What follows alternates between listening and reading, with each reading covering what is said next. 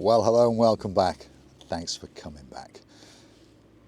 The new year is almost upon us. Christmas has been fantastic and hopefully you guys have had a fabulous Christmas, and I know many of you have. What happens in the new year? Well, one of the most popular things in the new year is to look for a holiday to somewhere to reward yourself for all the suffering that you've been through the year. And very soon indeed, all the Christmas adverts on the TVs and on the internet will stop, and of course the holiday companies will start to promote their holidays, hoping and dreaming of you guys going somewhere on a big bird, or perhaps on a ship, or even a canoe, and having a great time. So that's what's about to come, isn't it? So I think today we'll talk about holidays to Paphos, Cyprus, because of course that's where we are, and why you should come to Paphos, Cyprus, and some of the different packages that perhaps you should look at. I think a lot of people just go on the internet, don't they, and they Google Paphos holiday. Up comes TUI and up comes Jet2 and all the other tour operators, and they bamboozle you and bombard you with all their offers. And a lot of people go down that route. And there are many ways to book a holiday to somewhere, in this case Paphos, Cyprus, obviously. A lot of people go down the package holiday route, don't they? Because everything is done for you. All you've got to do is get yourself to that airport, get on an aeroplane, for example, and then they'll transport you from the airport in a bus to the hotel or the complex that you've chosen. You have your fantastic holiday, and then they transport you back, get back on a big bird, and again, all you've got to do is actually drive back home. Simplest way to do it. But it is normally the most expensive way to do it, isn't it? And I'm not knocking the people who do it that way, and that's not what I'm doing. And they obviously enjoy doing it that way because it's so easy. But there are other ways to book a holiday. And what I'm talking about is about the people who may have more money than anyone else, more money than sense, but they choose to go down the other route, the route where they book their own flight, they book their own accommodation, and so forth. And normally they will save a couple of bob or two. So for the people who perhaps are watching that maybe come once a year on the holiday, this is where I'm going with this, but they would like to go twice a year, this could be the route for you to look at, because more often than not, if you choose that route, instead of having one holiday a year, you could have 2 holidays a year for the same amount of money.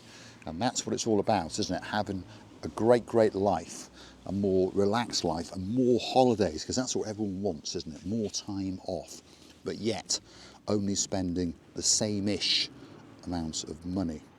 And quite a few of our watchers choose that route. And it's nothing to do with money, but they choose that route because they believe they are getting more value for money, and I also think they enjoy it as well. And I think I would enjoy doing that way. Whenever I used to go away, I used to normally book a flight and choose accommodation and book it that way. And as long as you get your logistics right, it always works out correctly, doesn't it? The only thing that normally can let you down is on the way to the airport or on the way from the airport, or perhaps you arrive at the airport and you forgot your passport, and it still happens today, doesn't it, unfortunately. You think you've got everything and then you find out you've forgotten something.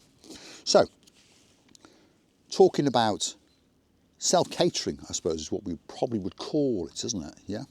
But of course you can book a flight and book a hotel and have breakfast, or full board, or bed and breakfast, those kind of things, isn't it? But a lot of people choose to book a flight and then hunt down an apartment or a villa.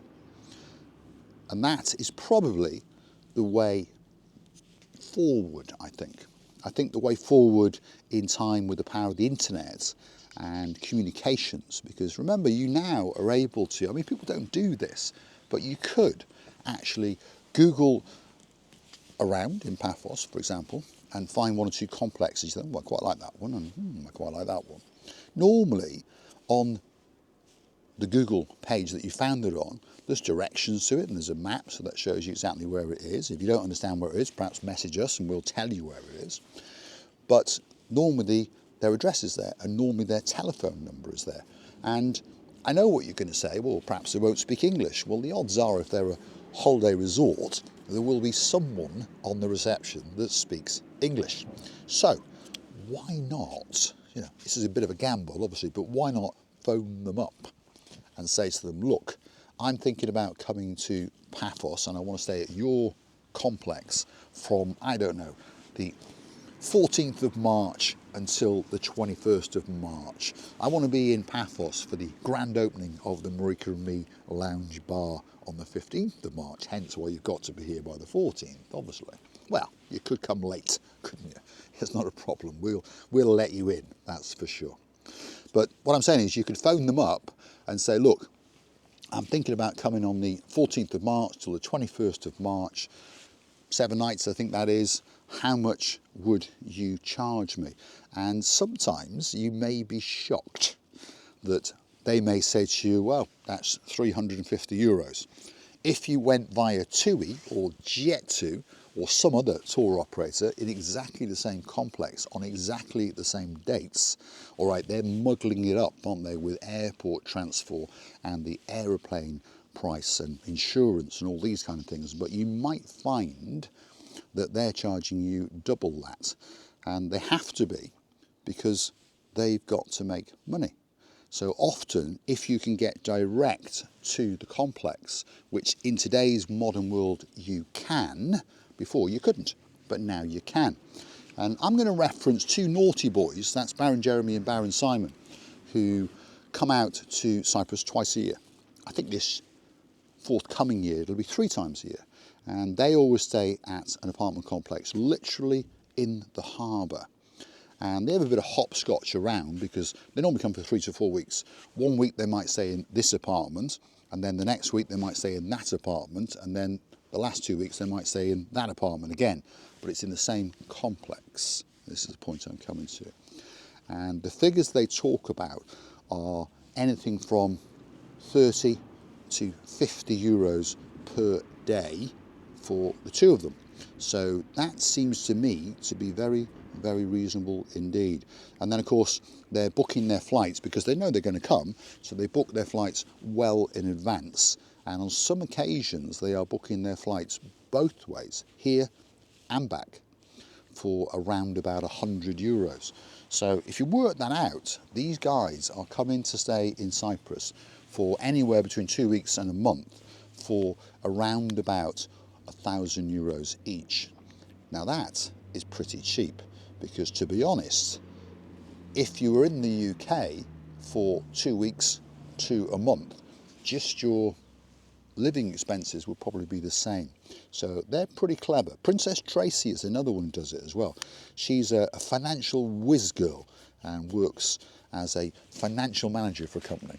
So she enjoys the intricacies of hunting down that perfect place. And the last time she came out, she was telling me that she'd found this rather nice apartment, and it is a nice apartment by the way, on a complex literally just 2 minutes from Bar Street in Paphos. Fabulous pool area, full of tourists and expats who live here. And she found it by the internet and paid a very, very agreeable price.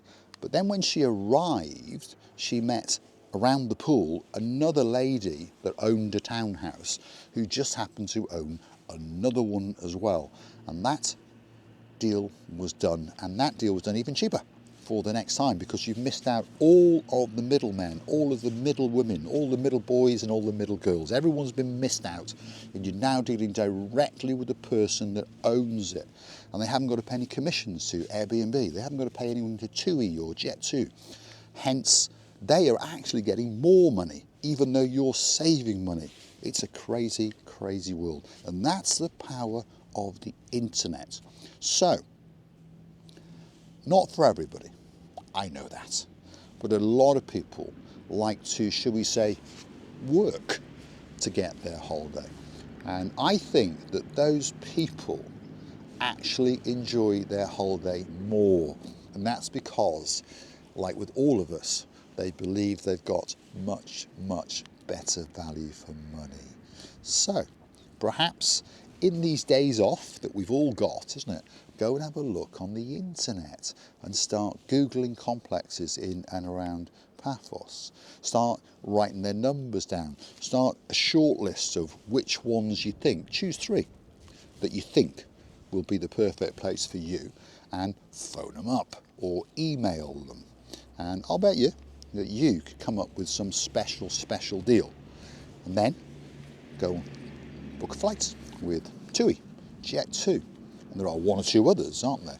Or perhaps sometimes, by the way, I know it's much easier to fly straight from your local airport straight to Paphos, but sometimes you might find it's cheaper again. This is the craziness of the world, where you fly from your local airport to another airport and then to Paphos, and that flight, or those 2 flights, are actually cheaper than that 1 flight. It's a crazy, crazy world. Or most common, isn't it? You say to yourself, ooh, I want to go out on the 14th of March back to the Marika Lounge bar again, obviously.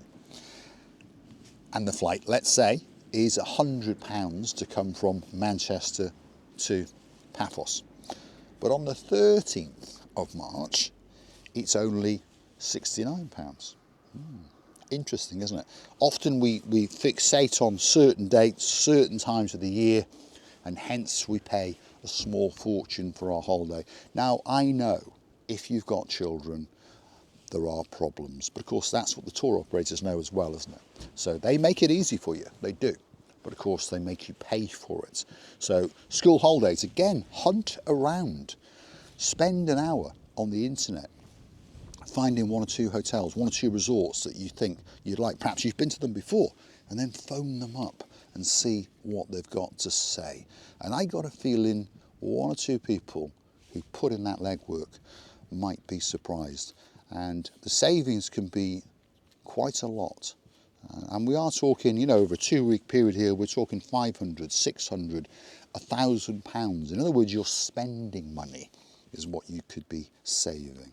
So at the end of the day, all we want to do is encourage more and more people to come to Cyprus. I know, Marika knows, and many, many people who watch know that Paphos is a wonderful, wonderful place to come for a holiday. Whether you're coming for that long weekend, for the opening of the Marika Lounge bar, whether you're coming for a week, a fortnight, a couple of months, or perhaps even the rest of your life, Paphos is right at the top of its game. And it really is. Massive improvements have been made around Paphos over the last 2 years, in particular in the downtown Cape of Paphos promenade and harbour area. And there's more and more life coming to the place. We've had the busiest year ever. Yes, you heard me correctly. A lot of resorts around the world have dipped a little bit. Paphos has had the busiest year ever. Records have been broken.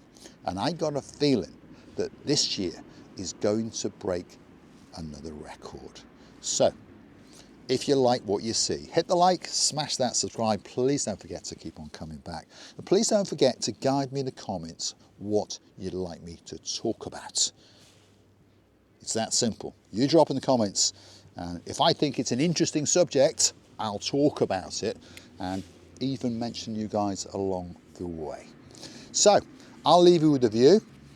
If you want to keep us afloat, don't forget to go and hunt us down on the Buy Me a Coffee platform, because that's how you could gift us that virtual coffee.